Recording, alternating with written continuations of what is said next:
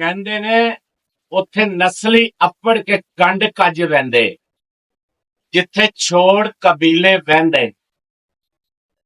ਗੱਲ ਕਰੀਏ ਭਰਾਵਾਂ ਨਾਲ, ਅੱਜ ਇੱਕ ਨਸਲੀ ਤੇ ਖਾਨਦਾਨੀ ਘਰਾਣੇ ਦੀ। ਇੱਕ ਜ਼ਿਮੀਂਦਾਰ ਕੋਲ ਨਾ ਬੁੜੀਆਂ ਕਪਾਹ ਚੁਗਣ, ਤੇ ਜ਼ਿਮੀਂਦਾਰ ਦੇ ਨਾ ਕੁਛ ਰਕਬੇ ਦੇ ਵਿੱਚ, ਯਾਨੀ ਕਿ ਜਿਹੜੇ ਖੱਤੇ ਜਿਹੜੇ ਦੁਆੜੇ ਦੇ ਵਿੱਚ ਉਹ ਕਪਾਹ ਚੁਗਦੀਆਂ ਸੀ ਨਾ, ਉਹਦੇ ਵਿੱਚ ਇੱਕ ਕਨਾਲ ਦੇ ਪਾਣੀ ਛੁੱਟ ਕੇ ਪੈ ਗਿਆ ਤੇ ਜਗ੍ਹਾ ਗਿੱਲੀ ਹੋ ਗਈ। ਉੱਥੇ ਆਣ ਕੇ ਬਾਕੀ ਸਾਰੀਆਂ ਔਰਤਾਂ ਨੇ ਆਪਣੀਆਂ ਸ਼ਲਵਾਰਾਂ ਟੁੰਗ ਲਈਆਂ ਤੇ ਇਹ ਦੋ ਮਾਵਾਂ ਧੀਆਂ ਨੇ ਸ਼ਲਵਾਰਾਂ ਨਾ ਟੁੰਗੀਆਂ, ਸ਼ਲਵਾਰਾਂ ਗੰਦੀਆਂ ਕਰਾ ਲਈਆਂ, ਆਪਣੀਆਂ ਲੱਤਾਂ ਨੰਗੀਆਂ ਨਹੀਂ ਕੀਤੀਆਂ, ਆਪਣੀ ਇੱਜ਼ਤ ਤੇ ਨਜ਼ਰ ਨਹੀਂ ਆਣ ਦਿੱਤੀ। ਖੈਰ ਨੌਕਰ ਚਾਕਰ ਜਿਹੜੇ ਫਿਰਦੇ ਸੀ ਉਹਨਾਂ ਵੀ ਗੱਲ ਗੌਰ ਕੀਤੀ।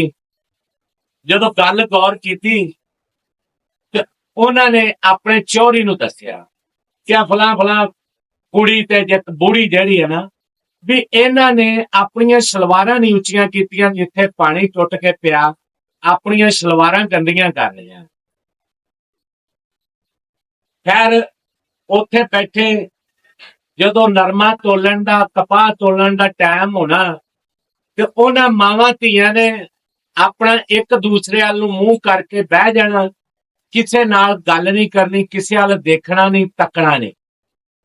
ਜਦੋਂ ਤੋਲਣਾ ਕੱਟਾ ਲੱਗਣਾ, ਜਿਹੜਾ ਉਹਨਾਂ ਨੂੰ ਪਰਚੀ ਦੇਣੀ ਨਾ, ਉਹ ਪਰਚੀ ਉਹਨਾਂ ਨੇ ਚੁੱਪ ਕਰਕੇ ਆਪਦੇ ਕੋਲ ਫੜ ਲੈਣੀ, ਨਾ ਕੋਈ ਡਿਮਾਂਡ ਕਰਨੀ, ਨਾ ਕੋਈ ਗੱਲ ਕਰਨੀ, ਨਾ ਕੋਈ ਬਾਤ ਕਰਨੀ, ਚੁੱਪ ਕਰਕੇ ਠੀਕ ਆ ਭਾਈ ਜਿੰਨਾ ਹੋਇਆ ਸਹੀ ਹੈ। ਦੂਸਰੀਆਂ ਬੁੜੀਆਂ ਜਿਹੜੀਆਂ ਹੁੰਦੀਆਂ ਸੀ ਉਹਨਾਂ ਦੀ ਨਿੱਤ ਡਿਮਾਂਡ ਨਹੀਂ, ਮੈਂ ਨਿੱਤ ਇੰਨਾ ਚੁੱਕਦੀ ਆ, ਮੇਰਾ ਇੰਨਾ ਹੁੰਦਾ, ਮੈਨੂੰ ਪੈਸੇ ਦਿਓ, ਇਹ ਕਰੋ ਉਹ ਕਰੋ। ਇਹ ਨਸਲੀ ਸਰ। ਖੈਰ ਚੌਰੀ ਨੂੰ ਵੀ ਜਦੋਂ ਨੌਕਰਾਂ ਨੇ ਦੱਸਿਆ ਤੇ ਉਹਨੇ ਵੀ ਗੱਲ ਦੀ ਪੌਣ ਛਾਣ ਕੀਤੀ, ਕਰਕੇ ਪਤਾ ਕੀਤਾ ਕਿ ਨਾਲ ਦੇ ਪਿੰਡ ਚੋਂ ਨੇ ਤੇ ਇਹਨਾਂ ਦੇ ਬੜੇ ਮਾੜੇ ਹਾਲਾਤ ਨੇ, ਇਸ ਕਰਕੇ ਇਹ ਨਰਮਾ ਚੁਗਦੇ ਆ ਤੇ ਬੰਦੇ ਖਾਨਦਾਨੀ। ਜਦੋਂ ਖਾਨਦਾਨੀ ਬੰਦਿਆਂ ਦਾ ਚੌਰੀ ਨੇ ਗੱਲ ਦਾ ਪਤਾ ਕੀਤਾ ਕਰਾਇਆ ਨਾ, ਤੇ ਉਹ ਵੀ ਪਤਾ ਕਰਕੇ ਤੇ ਗੱਲ ਦੇ ਪਿੱਛੇ ਲੱਗ ਪਿਆ, ਤੇ ਉਹਨੇ ਤਰਲਾ ਤੁਰਲਾ ਕਰਕੇ ਤੇ ਉੱਥੋਂ ਰਿਸ਼ਤਾ ਲੈ ਲਿਆ। ਜਦੋਂ ਰਿਸ਼ਤਾ ਲੈ ਲਿਆ ਨਾ, ਤੇ ਚੌਰੀ ਜਿਹੜਾ ਤਿੰਨਾਂ ਚੌਂ ਮਰੱਬਿਆਂ ਦਾ ਮਾਲਕ ਸੀ ਨਰਮੇ ਦਾ, ਉਹਨੇ ਬੜੀ ਕੋਸ਼ਿਸ਼ ਕੀਤੀ ਕਿ ਮੈਂ ਇਹਨਾਂ ਦੀ ਇਮਦਾਦ ਕਰਾਂ, ਲੇਕਿਨ ਉਹ ਜਿਹੜੀ ਔਰਤ ਸੀ ਨਾ, ਉਹਨੇ ਕਿਹਾ ਕਿ ਨਹੀਂ, ਅਸੀਂ ਧੀਆਂ ਦੇ ਘਰੋਂ ਕਦੀ ਪਾਣੀ ਵੀ ਨਹੀਂ ਪੀਤਾ, ਬਲਕਿ ਕਿ ਅਸੀਂ ਤੁਹਾਨੂੰ ਹੁਣ ਰਿਸ਼ਤਾ ਦੇ ਦਿੱਤਾ, ਸਾਡੀ ਧੀ ਦੇ ਪਿੰਡ ਅੱਜ ਤੋਂ ਬਾਅਦ ਸਾਡੇ ਪਿੰਡ ਦੀ ਕੋਈ ਨੌਂ ਧੀ ਨਰਮਾ ਵੀ ਚੁਗਣ ਨਹੀਂ ਆਏਗੀ, ਕਿਉਂਕਿ ਸਾਡੀ ਧੀ ਦੇ ਅੱਗੇ ਕੋਈ ਗੱਲ ਨਾ ਆਵੇ। ਅਸੀਂ ਜਿਵੇਂ ਹੋ ਸਕਿਆ ਗੁਜ਼ਾਰਾ ਕਰਾਂਗੇ, ਨਾ ਅਸੀਂ ਇਮਦਾਦ ਲੈਣੇ ਆ ਤੇ ਨਾ ਅੱਜ ਤੋਂ ਬਾਅਦ ਤੁਹਾਡੇ ਪਿੰਡੋਂ ਅਸੀਂ ਨਰਮਾ ਕਪਾਹ ਚੁਗਾਉਣਾ।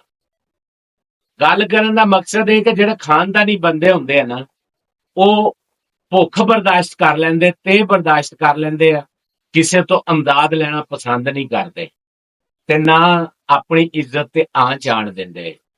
ਉਮੀਦ ਆ ਸੱਜਣਾ ਬੇਲੀਆਂ ਨੂੰ ਗੱਲ ਵੀ ਚੰਗੀ ਲੱਗੀ ਹੋਏਗੀ, ਤੇ ਚੈਨਲ ਨੂੰ ਵੀ ਸਬਸਕ੍ਰਾਈਬ ਕਰਿਆ ਜੋ। ਹੱਸਦੇ ਰਹੋ ਤੇ ਵਸਦੇ ਰਹੋ।